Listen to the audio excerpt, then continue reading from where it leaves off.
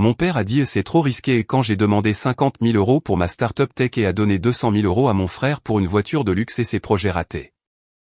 Maintenant, il est ruiné et veut que je vende mon entreprise juste pour sauver. Chez nous, le risque n'était un problème que lorsque je le mentionnais. Lorsque j'ai demandé de l'aide pour financer ma start-up tech, juste 50 000 € pour sortir mon prototype du garage et le présenter aux investisseurs, mon père s'est frotté les tempes comme si j'avais demandé un rein. Trop risqué, Antoine. Ce n'est pas comme ça que les affaires marchent. On ne peut pas juste jeter de l'argent sur des idées.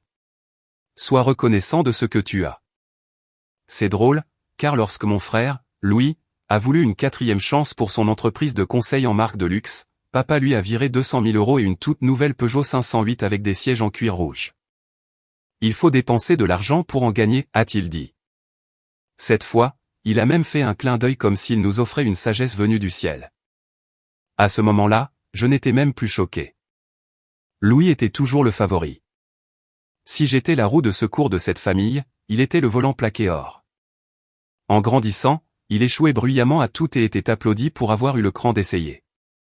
Je construisais des applications dans ma chambre, codais jusqu'à ce que mes doigts me fassent mal et on me disait d'aller ratisser la pelouse. Il m'appelait le gars du garage.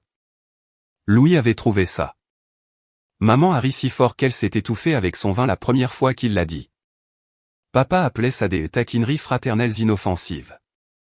Louis avait un don pour ça, distribuer des insultes juste assez polies pour passer pour des blagues. Le gars du garage chuchotait-il en passant devant moi dans le couloir, un sourire en coin dans son sweat à capuche à 1000 €. Toujours en train d'inventer le prochain Facebook en pyjama. Je continuais à construire. Quoi qu'il en soit, au moment où j'ai obtenu mon bac, j'avais déjà lancé 2 petites plateformes, l'une pour le tutorat universitaire, l'autre pour les monteurs vidéo indépendants. Rien d'énorme, mais assez pour gagner quelques milliers d'euros et maintenir mon rêve en vie. J'ai postulé à des universités, mais au lieu de courir après des diplômes, je voulais courir après l'adéquation produit-marché, construire quelque chose de réel, quelque chose de scalable.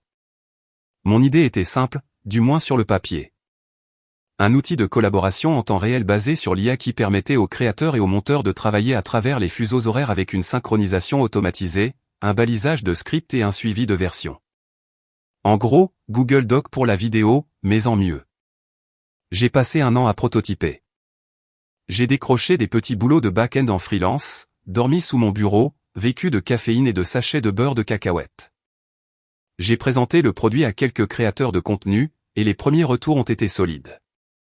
Je ne demandais pas à mes parents de parier sur moi. Je demandais une rampe de lancement. Tu n'es pas prêt, a dit papa. Ce n'est pas qui veut être mon associé? Et si ça échoue? J'ai failli rire. Échouer? Comme les 3 dernières entreprises de Louis? Le food truck? La newsletter crypto?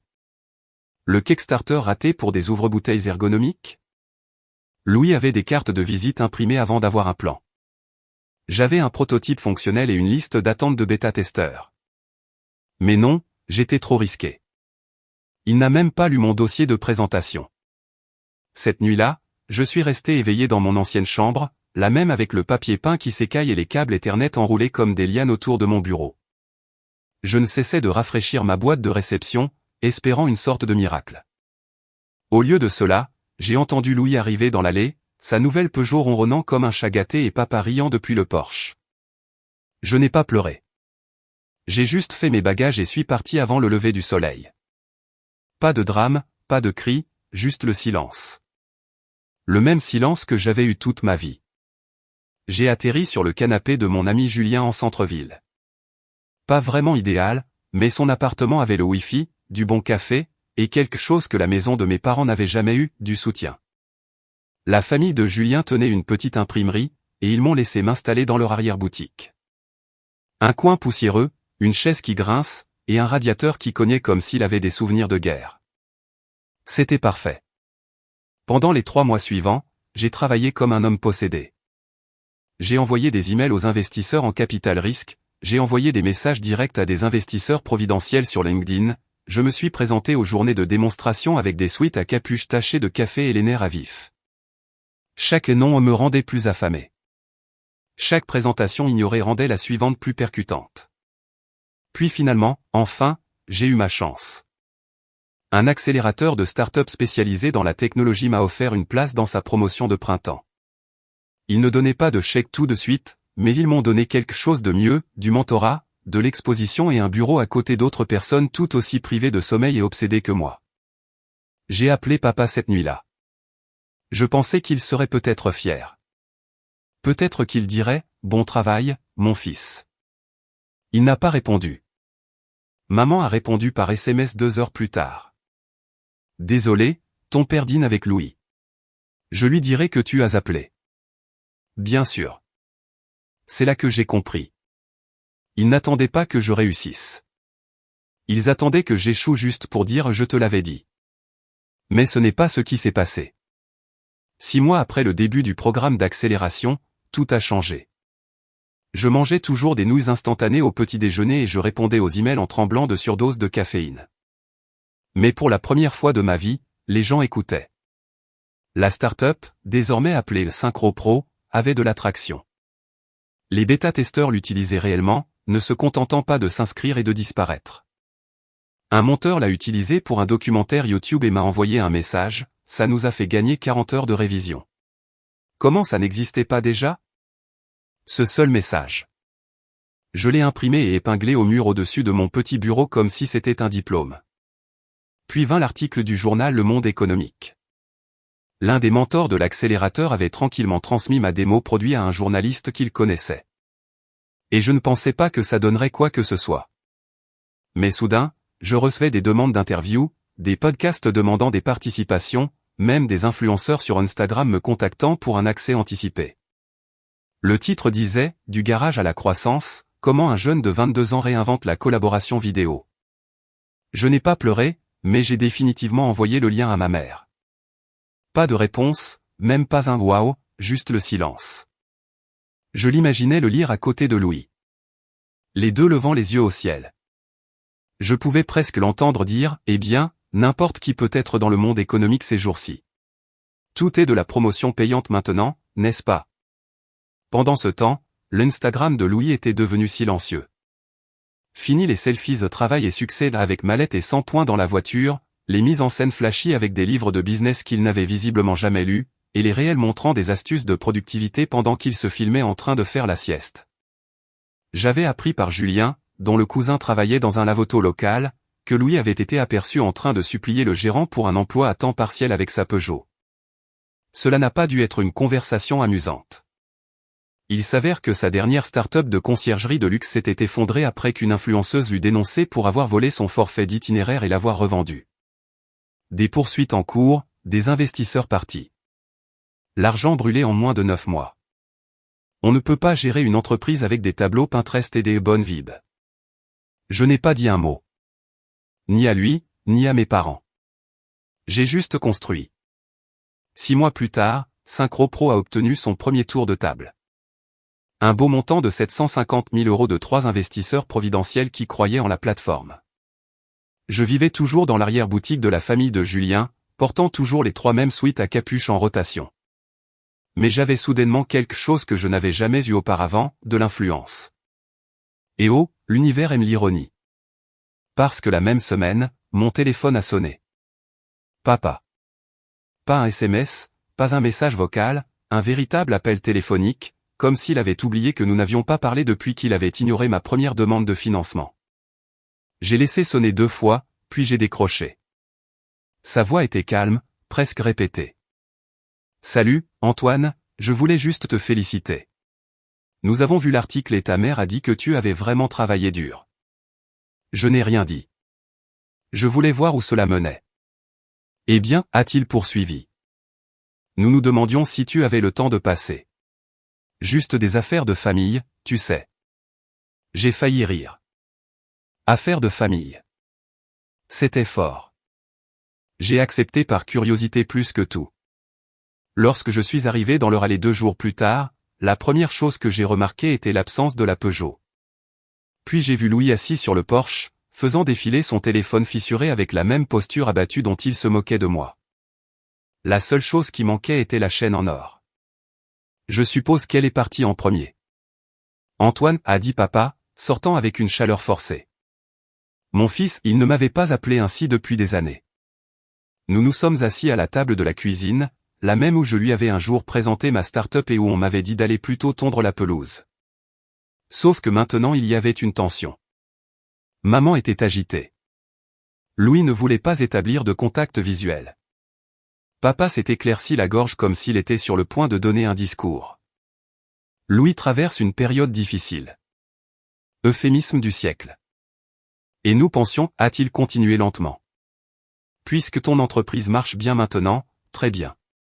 Peut-être est-il temps de, tu sais, de rassembler les choses. Unir la famille. J'ai plissé les yeux. Maman a ajouté, il veut dire que tu pourrais vendre une partie de l'entreprise ou faire entrer Louis. Faire entrer Louis, ai-je demandé d'un ton monocorde. Juste pour l'image, pour montrer que la famille est unie, que nous construisons des choses ensemble pour le nom de la famille. Voilà, le nom de la famille. Pas une seule fois ils ne s'étaient souciés quand je me noyais dans le code et les nouilles instantanées. Pas une seule fois ils n'ont appelé quand j'ai été rejeté par 22 investisseurs. Mais maintenant que j'avais de l'influence, maintenant qu'il y avait quelque chose à perdre, soudain nous étions l'empire de la famille de la Croix. J'ai regardé Louis, qui évitait toujours mes yeux. Il n'était même pas embarrassé, juste avec un sentiment de droit, comme si cela lui était dû. Laissez-moi être clair, ai-je dit lentement. Vous voulez que je vende une partie de mon entreprise pour donner une bonne image à Louis? Pour protéger un nom de famille qui ne m'a jamais protégé? Papa s'est redressé. Il ne s'agit pas de toi. Il s'agit d'unité. Je me suis levé, puis calmement, poliment, je me suis tourné vers la porte. Je pense que nous avons terminé ici, ai-je dit. Et Louis, peut-être que la prochaine fois, essaie de construire quelque chose avant de demander à quelqu'un d'autre de vendre le sien. Je suis sorti, n'ai pas claqué la porte, n'ai pas crié, j'ai juste marché. Le silence derrière moi, parfait. 3 jours après être sorti de la maison de mes parents, j'ai reçu une alerte Google avec mon nom. Au début, j'ai pensé qu'un autre blog tech avait peut-être repris les nouvelles de notre tour de table. Mais non, c'était quelque chose d'entièrement différent. Un fil de discussion Reddit était apparu, intitulé « Un frère tech prétentieux refuse d'aider son frère ruiné, famille détruite ». Le nom d'utilisateur était neuf, le style d'écriture familier. Les détails étaient étrangement précis. J'ai fait défiler le fil, lisant chaque ligne comme si je regardais un accident de voiture au ralenti. Mon frère a eu de la chance avec un outil d'IA et pense maintenant qu'il est meilleur que nous tous. Mes parents ont le cœur brisé. Ils nous ont élevés pour nous soutenir mutuellement, mais apparemment, l'argent change les gens. Il y avait même des photos floues de moi sortant de la maison de mes parents, prises de dos. Louis les avait postées. Et le coup de grâce, il a conclu par « Je ne demande pas de haine. Je veux juste que les gens sachent à quel point le monde de la technologie peut être froid. » Mon pote, le monde de la technologie. Tu vendais des modèles d'itinéraires tirés de Pinterest. En quelques heures, le message a été republié sur 3 forums de start-up. Un investisseur en capital risque à qui j'avais présenté mon projet a même commenté « On dirait que quelqu'un est en colère que son petit frère ne lui ait pas envoyé $1 million via l'application Paiement Express. » Je n'ai pas répondu, mais j'ai reçu un message Slack très poli de mon investisseur principal cette nuit-là. « Salut Antoine, juste pour info, j'ai vu des trucs circuler en ligne. Dis-moi si tu veux de l'aide pour rédiger une réponse. Nous connaissons la vérité. » J'ai répondu par un simple « J'apprécie. » Pas besoin de nourrir les trolls. Professionnel, calme. À l'intérieur, j'étais furieux. Louis n'était pas seulement mesquin. Il était dangereux. Il ne se souciait pas de brûler toute la maison tant que je paraissais mal dans la fumée. Mais le karma agit vite, car devinez ce qui est apparu d'autre sur mon radar cette semaine-là? Un email d'une vieille connaissance de la famille, Monsieur Mercier, un investisseur providentiel à la retraite avec qui papa jouait au golf. Il m'avait toujours traité comme si j'étais invisible en grandissant. Objet, votre travail avec SynchroPro. Je me suis préparé, mais le message m'a surpris. Antoine, j'ai vu votre nom apparaître récemment. Je voulais juste dire que c'est impressionnant. Je n'avais aucune idée que vous aviez construit quelque chose d'aussi solide. J'aimerais discuter. Il s'avère que Mercier avait quitté le terrain de golf et avait discrètement commencé à financer des outils axés sur les créateurs, et il détestait les drames compliqués, Surtout quand le fils de son ancien compagnon de golf lançait des révélations sur Reddit comme un stagiaire de feuilleton. Nous avons pris un café. Il a aimé ce qu'il a vu. Et comme ça, il a rejoint notre prochain tour de table. La campagne de diffamation de Louis m'a accidentellement trouvé un investisseur. La vie est drôle comme ça. Pendant ce temps, Louis était en chute libre. Je ne le suivais pas, mais les gens m'envoyaient des mises à jour, des captures d'écran, des extraits des stories Instagram de ses amis proches. Un message disait « On dirait que la loyauté ne signifie rien ces jours-ci, mais regardez-moi rebondir. » Renaissance. Le lendemain, besoin d'un quai fondateur pour une nouvelle idée. DM si vous avez de l'énergie. Mon pote, tu n'as pas besoin d'un quai fondateur. Tu as besoin d'un conseiller financier et d'un coach. Une semaine plus tard, j'ai reçu un SMS de ma mère. Juste 3 mots, s'il te plaît, appelle-moi. Je ne l'ai pas fait. Au lieu de cela, je me suis servi un café, j'ai mis mes écouteurs et j'ai plongé dans un autre appel produit avec mon équipe de développement. Nous lancions quelque chose de nouveau, quelque chose de mieux. Et pour la première fois de ma vie, je ne cherchais plus leur approbation. Ils cherchaient la mienne. 2 semaines plus tard, j'ai reçu une invitation formelle. Pas un email, pas un SMS, une lettre imprimée, dans une enveloppe, remise en main propre par Louis. Il s'est présenté à la porte de mon bureau dans une chemise froissée, tenant une enveloppe blanche comme si c'était un rameau d'olivier ou peut-être une assignation en justice. Dîner de famille, dit-il d'un ton plat. Papa veut parler. Tout le monde sera là. J'ai fixé l'enveloppe. Y aura-t-il un PowerPoint cette fois? Il n'a pas ri, a juste haussé les épaules et est parti. À l'intérieur de l'enveloppe, il était écrit « Nous vous invitons à dîner à la maison ». Pas de drame, pas de pression, juste une conversation. Pas de drame de la part des personnes qui ont lancé une campagne de diffamation et m'ont dénigré en ligne dans la vraie vie. Bien sûr, j'y suis allé. Non pas parce que je voulais une clôture, mais parce qu'une partie de moi voulait toujours voir jusqu'où ils iraient. Quand je suis arrivé, la table de la salle à manger était dressée comme pour le nouvel an. Des bougies, du vin, des serviettes pliées en cygne. Louis était assis à une extrémité, l'air d'un type qui vient de chercher l'idée de tenues humbles sur Google. Maman a souri trop largement.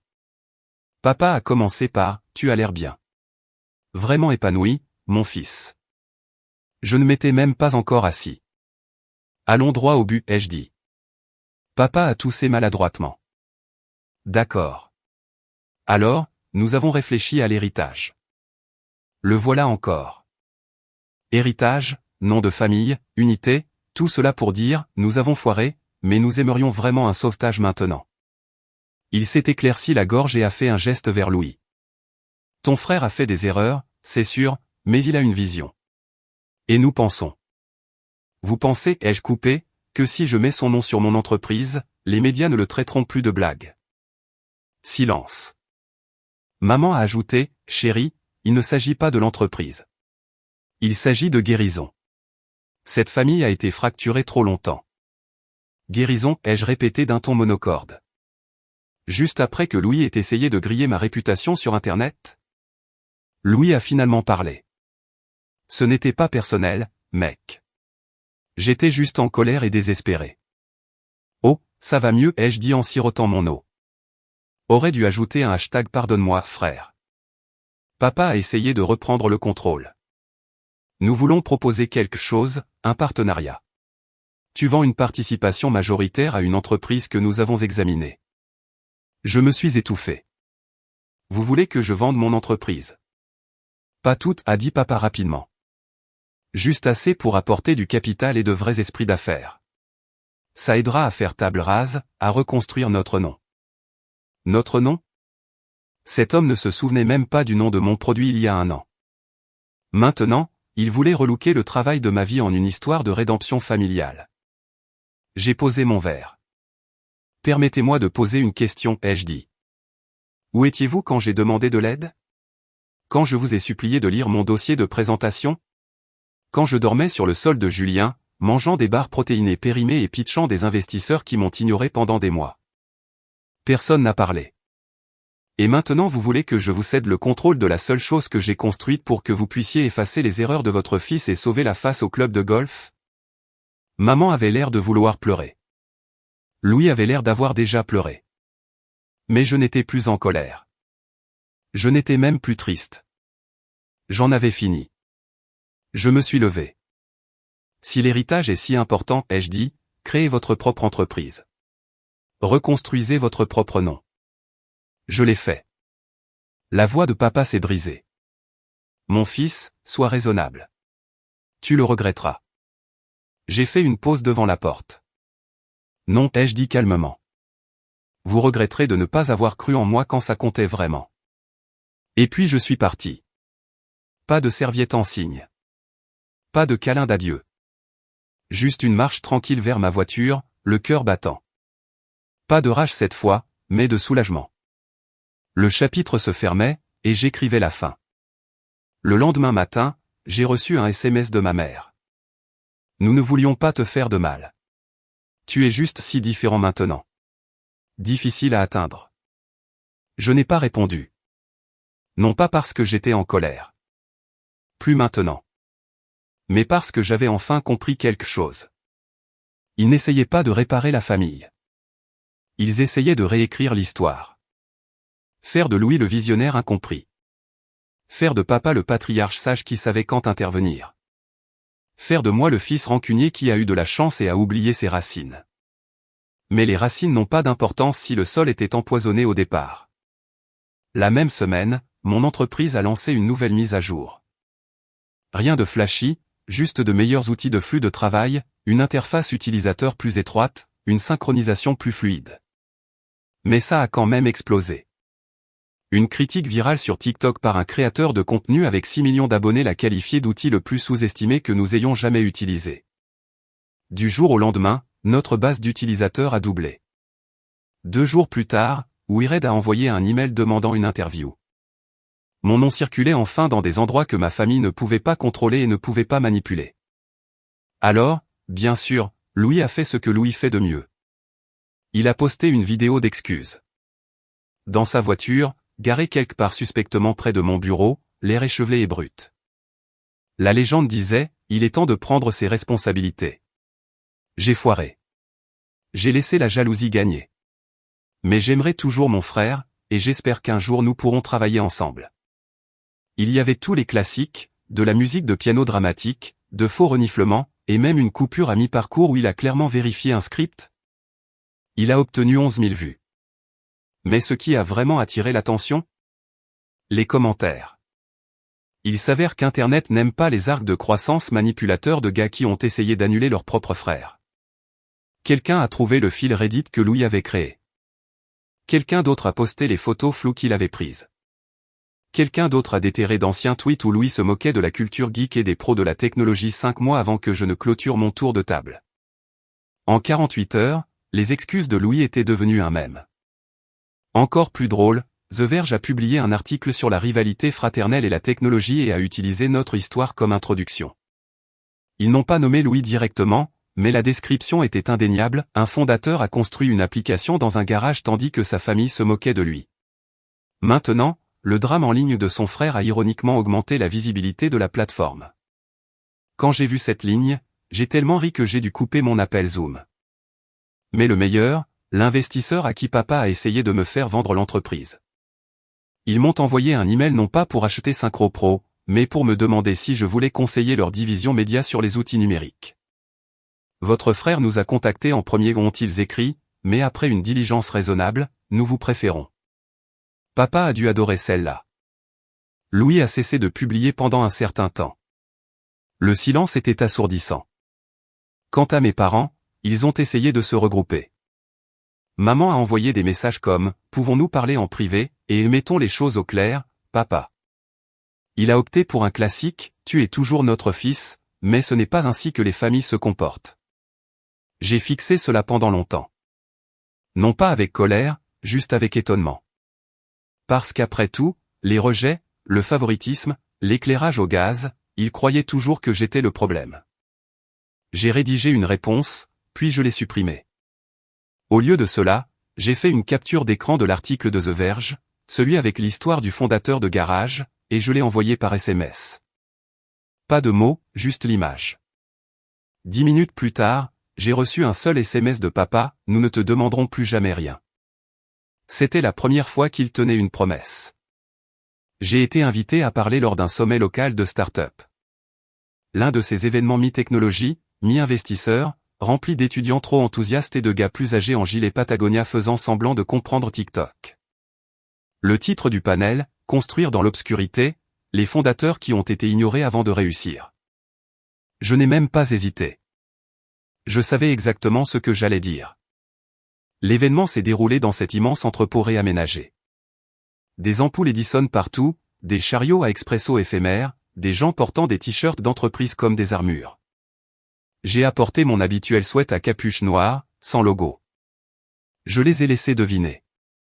J'étais le dernier orateur, ce qui était parfait. La foule était déjà échauffée par des histoires de « j'ai gagné 10 millions d'euros à 25 ans », mais je me sentais vide à l'intérieur et mon chien a inspiré mon application. Quand je suis monté sur scène, je n'ai pas apporté de notes, juste une diapositive. C'était une photo granuleuse, un plan large de mon ancien bureau dans l'arrière-boutique de la famille de Julien. Des fils, une pizza froide, un sweat à capuche taché sur la chaise, un écran fissuré, un tableau blanc derrière moi avec version 2, ne plante pas cette fois écrit au marqueur indélébile. Le public a ri. J'ai commencé. C'était mon monde. Pas de financement de démarrage, pas de membre du conseil d'administration familial, personne pour imprimer écrit fondateur sur un sweat à capuche pour moi, juste de la caféine, du désespoir et une liste de demandes de fonctionnalités qui ressemblait à une demande de rançon. Rire. Puis je me suis penché en avant. J'ai demandé de l'aide une fois, juste 50 000 euros. On m'a dit que c'était trop risqué. Le même mois, mon frère a reçu 200 000 euros pour son 5e projet raté et une Peugeot. Une histoire vraie. Le public était maintenant silencieux. Mon succès n'est pas venu malgré avoir été ignoré. Il est venu grâce à cela. Quand personne ne se présente, vous apprenez à construire votre propre chaise à la table. Et si vous êtes intelligent, vous installez des sièges éjectables. Cette phrase a eu l'effet d'un micro lâché. Et c'est là que je l'ai vu, au dernier rang, essayant d'être discret. Mon père.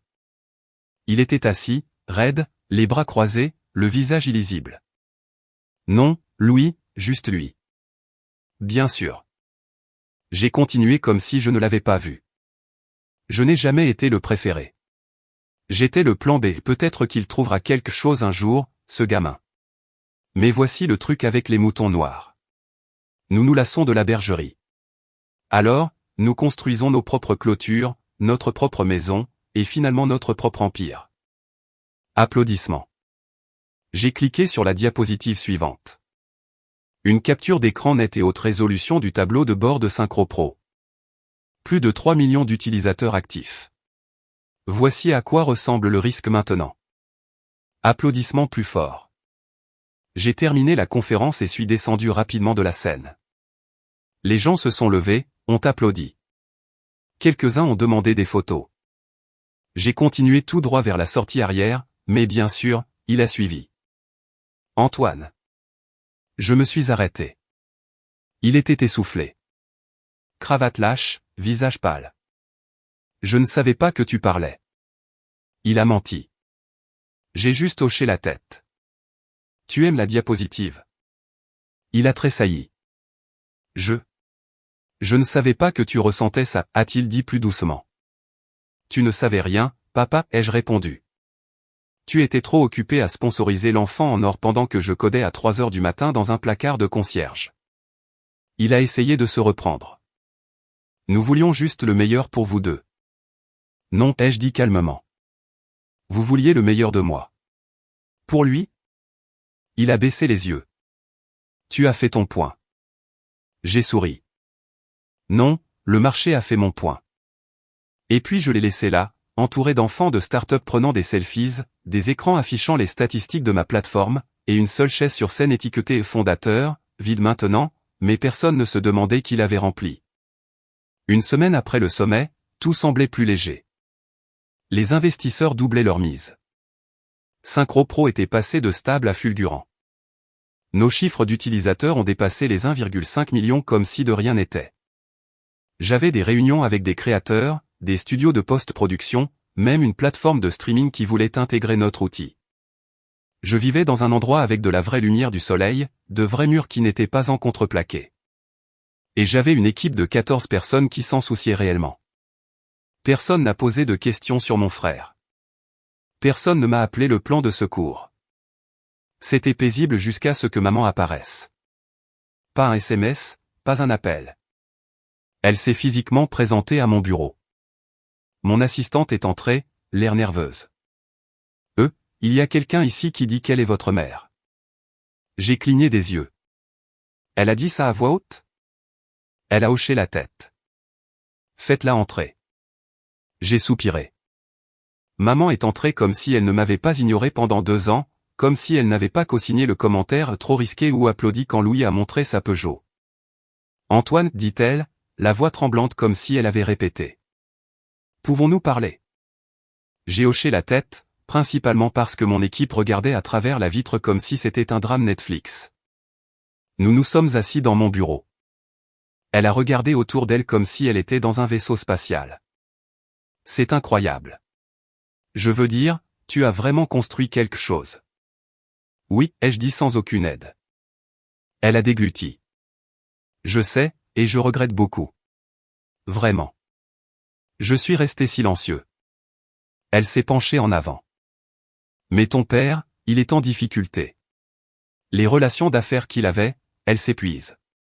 Les gens parlent, Antoine. Ce discours au sommet. Ça a nui à sa position. Il dit que les gens le regardent différemment maintenant. Mon cœur n'a même pas fait un bond. Tant mieux, ai-je dit. Sa bouche s'est ouverte, stupéfaite. Antoine, je sais qu'il s'est trompé sur beaucoup de choses, mais nous sommes une famille et notre nom. Le voilà encore, ai-je coupé. Le nom. Elle a fait une pause. Je me suis levé et j'ai marché vers la fenêtre. Vous voulez que je répare une réputation que vous avez détruite en essayant de protéger celle de Louis? Non, a-t-elle commencé, mais j'ai levé une main. Vous avez choisi de croire en ces fausses entreprises.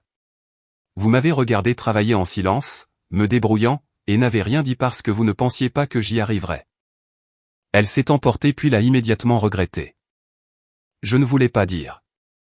Tu l'as fait. Elle s'est levée aussi, maintenant désespérée. Nous avons juste besoin de quelque chose, juste pour gagner du temps. Il essaie de refinancer la maison. Si tu pouvais te porter garant pour nous. Vous voulez dire signer quelque chose?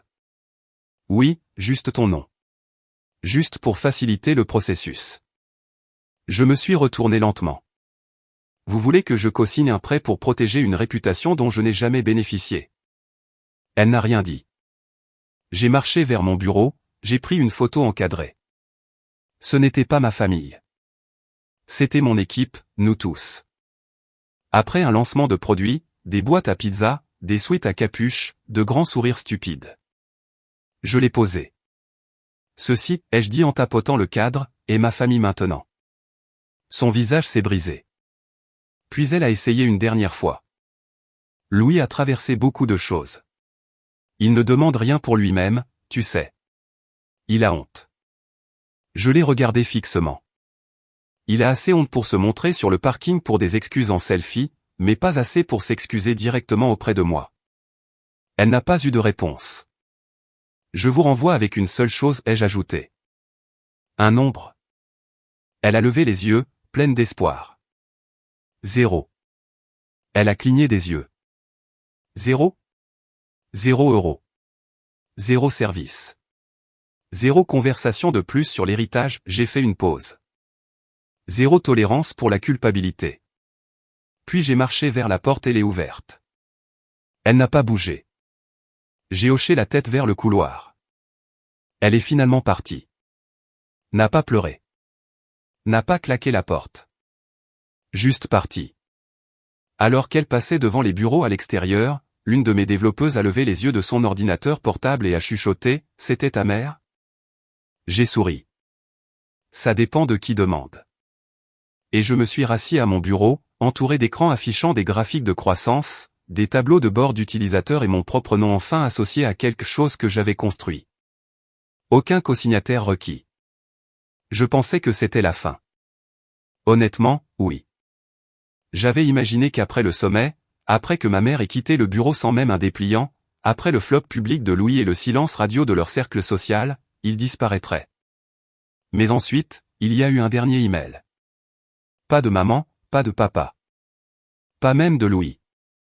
Il venait de leur vieil avocat, le même qui s'occupait des dépôts de l'entreprise de papa et qui avait rédigé les documents lorsque Louis avait reçu ce fonds de démarrage de 200 000 € sans aucune participation requise. Objet, demande d'examen. Patrimoine familial. Je l'ai ouvert. Cher Monsieur Dubois. Vos parents souhaitent demander formellement une réunion pour discuter de la possibilité de restructurer les actifs partagés, à savoir la maison familiale d'origine et les terres associées. Compte tenu de votre situation financière actuelle et de leurs récentes difficultés, ils estiment que vous pourriez être dans une position unique pour préserver le patrimoine familial et maintenir l'héritage des Dubois. J'ai fermé l'ordinateur portable. C'était presque poétique. La maison où ils ne m'avaient pas laissé vivre après le lycée. Le terrain qu'ils avaient juré qu'il appartiendrait toujours à Louis. Maintenant, avec le crédit de papa ruiné et le refinancement refusé, ils cherchaient à me remettre l'acte tant que je gardais le nom dessus. Je n'ai pas répondu. Pas immédiatement. Au lieu de cela, j'ai appelé une amie à moi, Camille, qui dirigeait une entreprise spécialisée dans l'acquisition de biens immobiliers en difficulté. Je lui ai donné l'adresse. Elle m'a rappelé 15 minutes plus tard. Antoine, c'est une affaire en or. J'ai dit, achète-le. 2 semaines plus tard, je me tenais dans le foyer de cette même maison. Celle où on m'avait dit que je ne valais pas le risque, que je n'étais pas assez sérieux, que je n'étais pas l'élu. Elle était vide maintenant. Les murs portaient encore les photos de famille. Le diplôme de Louis, la première voiture de Louis, Louis tenant le chien de la famille. Pas une seule de moi. Cet après-midi-là, j'ai rencontré un entrepreneur. Nous avions des plans. Le lendemain même, j'ai envoyé un email. Objet, mise à jour de la propriété Dubois. 6 juin un PDF. Pas très long, juste 2 pages. Page 1, preuve d'achat. Page 2, une photo d'un panneau que nous avions déjà affiché sur la pelouse. Il disait, futur siège de Synchro-Pro. En petits caractères en dessous, propulsé par le nom que vous pensiez ne pas valoir l'investissement.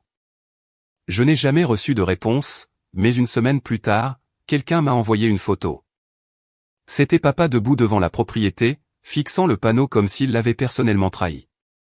Louis se tenait à côté de lui, lunettes de soleil, essayant d'agir comme si cela n'avait pas d'importance.